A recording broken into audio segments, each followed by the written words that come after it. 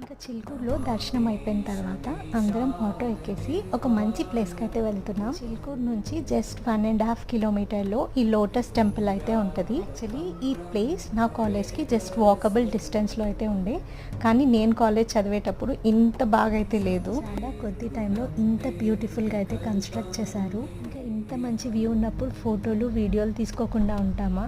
So అలానే మా వాళ్ళు కూడా ఫోటోలతో బిజీ అయిపోయారు.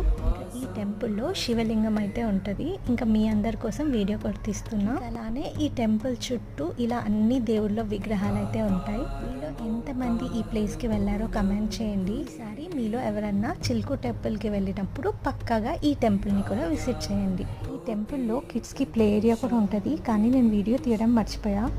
మీ ఈ టెంపుల్ అయితే చాలా పీస్గా అండ్ ప్లెజెంట్గా ఉంటుంది. ఒకసారి అయితే మీరు వెళ్ళి మీ ఎక్స్పీరియన్స్ని కమెంట్లో షేర్ చేయండి. మళ్ళీ నెక్స్ట్ వీడియోలో కలుస్తాం. Bye guys.